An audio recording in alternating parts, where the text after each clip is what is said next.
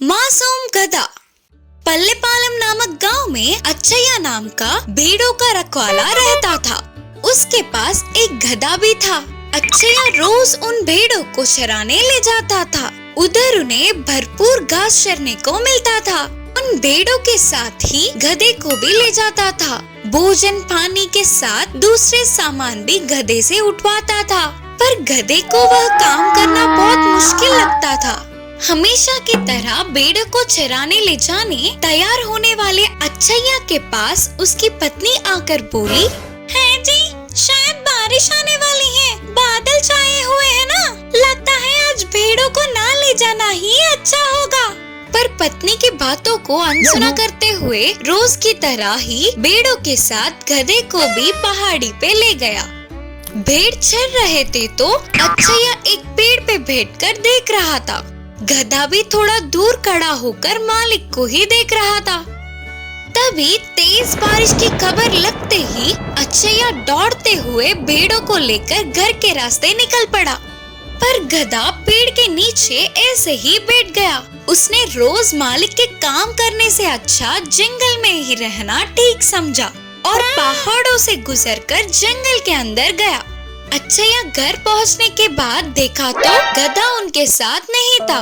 अरे रे, बारिश की जल्दबाजी में आने से मैं तो उस गधे को भूल ही गया। बेचारी कहाँ होगी? पत्नी ने समझाते हुए कहा, कहीं नहीं जाएगी, कल आप चराने जाओगे ना, तब ढूंढ लेना। उस दिन रात को अच्छैया को नींद ही नहीं आ रही थी।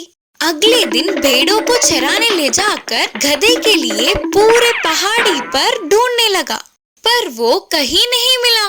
बेचारा गधा शेर या बाघ का शिकार हो गया होगा, बोलते हुए रो पड़ा। जंगल में जाने वाले गधे को वहाँ के हालातों ने डरा दिया। जंगल में नहीं थी ना, इसीलिए और अंदर गए तो कहीं उसे कोई जानवर वार करके मार न दे करके वो अपने प्राणों को हथेली में रखकर बिताने लगी। ऐसे डरते हुए जीने से अच्छा वापस मालिक के पास जाना ठीक है सोचकर तुरंत ही जंगल से पहाड़ों की तरफ चलती गई। शाम तक गांव में आने वाले गधे को मालिक का घर याद नहीं था। हर एक दिन मालिक के नए काम करने पर रास्ते को भी याद नहीं रख पाई। तभी अचानक एक घर से, इस गधे को मैं नहीं देख सकता, बोलते हुए बड़ी आवाज आई। अरे मेरे बारे में ही बात कर रहे हैं, मतलब ये मेरे मालिक का ही घर होगा। उसी घर से बाहर आता हुआ रामैया ने उसे देखा। उसके मालिक नहीं है सोचकर दुखी होकर फिर से आगे बढ़ने लगा गधा। थोड़ी दूर चलते ही, अरे ओ गधे, कोई काम ना करते हुए ऐसे ही घर पर बैठ के कितने दिन माँ बाप की खाएगा, बोलकर आवाजें सुनाई दी। गधा खुशी से उस घर की तरफ देखते ही आवारा बनकर घूमने वाले उसके बेटे को वीरैया ने गुस्से में बोलता हुआ दिखा। अनसुना करते हुए चला गया गधा। और थोड़े आगे चलने पर, गधा कहाँ होगा पता नहीं, बोलकर एक घर से आवाजें सुनाई दिए। अच्छैया की आवाज पहचानने वाला गधा मालिक के पास दौड़ते हुए गया। उसे देखते ही अच्छैया को बहुत खुशी हुई। गधे को प्यार से बिठाकर उसके पसंदीदा भोजन खिलाया। अब गधे ने ठान लिया कि मालिक से कभी भी दूर नहीं जाना चाहिए। बिच्छू और कछुए की कहानी। एक जंगल था। उस जंगल में एक तालाब था। उस तालाब के किनारे एक बिच्छू और उसी तालाब में एक कछुआ रहते थे। एक दिन बिच्छू को पानी में घूमने की इच्छा जागी, लेकिन बिच्छू को तैरना नहीं आता था। इससे कछुआ दिखा तो उससे बिच्छू ने कहा, कछुए मामू, मुझे अपनी पीठ पे बिठाकर थोड़ी देर पानी में इधर उधर घुमाओ ना। तब कछुए ने दया दिखाकर कहा, उसमें क्या है रे, आजा। बोलते हुए अपनी पीठ पर बिठाया तो ऐसे कछुआ पूरे तालाब में इस कोने से उस कोने से घुमा रही थी। लेकिन बिच्छू तो ऐसे खाली पीली बैठ नहीं पाई। इस कछुए की पीठ तो बहुत मजबूत होती है ना, लेकिन मैं अगर इसे डंक मारूंगा तो इसे फर्क पड़ेगा कि नहीं करके बिच्छू को संदेह आया तो तुरंत कछुए को डंक मारने लगी। बेचारी कछुए को बहुत दर्द हुआ और वो दर्द बर्दाश्त ना कर पाते हुए बोली, दामाद जी, आपने ऐसा क्यों डंक मारा? तब बिच्छू ने हंसते हुए कहा, मजाक मजाक में डंक मारना मेरी आदत है। इस बात से कछुए को बहुत गुस्सा आया और इस बिच्छू को किसी भी तरह सबक सिखाने का निर्णय किया और तुरंत कछुआ पानी के अंदर डूबने लगी। तो अचानक से बिच्छू डर के आश्चर्य हुआ और बिच्छू को पानी में सांस न आने पर वो तड़पने लगी। कछुए मामू, क्यों ऐसे पानी में डूब रहे हो? तो कछुए जवाब दिया कि मजाक मजाक में पानी में डूबना मेरी आदत है रे। बोलते हुए पानी में डूब गई। ऐसे अचानक कछुए के पानी में डूबने से बिच्छू को सांस न आई और वो बहुत तड़पने लगी। फिर थोड़ी देर बाद धीरे से कछुआ बिच्छू को अपनी पीठ पर बिठाकर तालाब के तट पर ले आकर छोड़ दिया। तब कछुए ने बिच्छू से कहा, देखा, तेरी मजाक तुझ पर ही उल्टी पड़ गई। तूने मुझे कितना दुख दिया, इसीलिए तुझे एक अच्छी सबक सिखाने के लिए मुझे ये करना पड़ा करके बोली। तो बिच्छू ने कहा, मुझे माफ कर दो कछुए मामू, मैंने आपको बेकार में ही दर्द दिया करके बोली। ऐसे इस प्रकार कछुए ने बिच्छू को एक अच्छी पाठ पढ़ाकर सबक सिखाया। भेड़ की लड़ाई और मुर्गी की होशियारी। एक गांव में एक किसान रहता था। उस किसान के पास एक भेड़ और एक मुर्गी थे।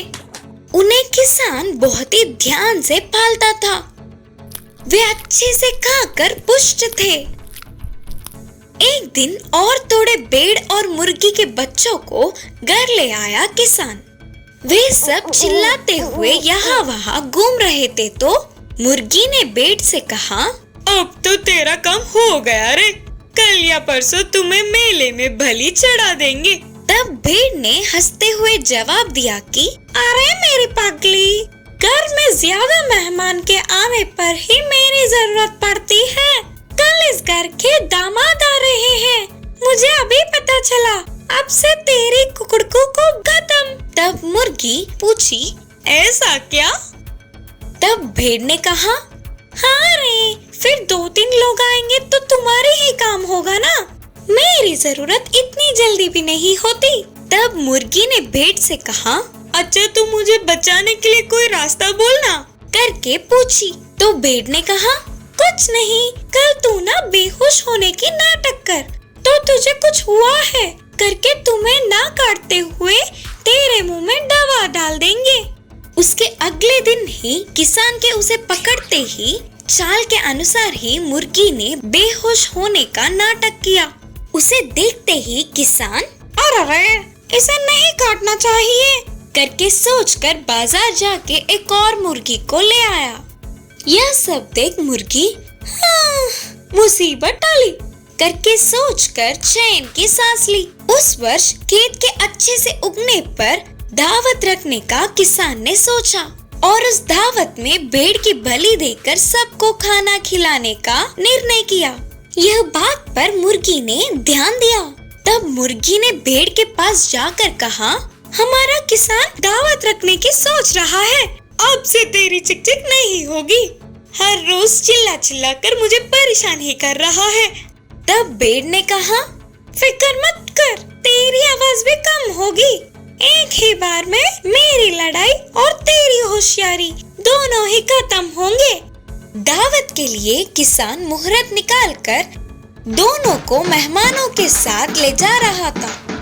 भेड़ के गले में माला डालकर तिलक लगाया और रस्सी बांधकर ले जा रहा था। उनमें से एक ने मुर्गी को अच्छे से अपनी पीठ पर बिठाकर ले जा रहा था। बेचारे वे दोनों ही परेशान होकर हमारा काम खत्म करके सोचते हुए दुखी हो रहे थे। इतने में ही मुर्गी के दिमाग में एक अच्छी चाल आई और उसने भेड़ से धीरे से कहा कि मैं मौका देख के मुझे पकड़ने वाले पर अपनी चोंच से जोर से घायल करूंगा और उस गांव से वो मुझे छोड़ देगा। तब तुरंत तुझे ले जाने वाले पर चढ़ के फिर से अपनी चोंच से हमला करूंगा उसके गांव से तेरा भी लस्सी वो छोड़ देगा। तो तुम बिना देर किए जल्दी से भागो और मैं तुरंत उड़कर तेरे ऊपर बैठूंगी। और मौका देख के अचानक जोर से मुर्गी ने हमला किया। उस गांव से चिल्लाकर इसने उसे छोड़ दिया। तुरंत बिना देर किए भेड़ को ले जाने वाले के पीठ पे भी जोर से हमला किया और उसने भी चिल्लाते हुए रस्सी को छोड़ दी। और तुरंत मुर्गी भेड़ के ऊपर चढ़कर बैठ गई। वे दोनों कहीं दूर जाके अपने प्राणों को बचाकर बहुत ही खुशी खुशी से रहने लगे।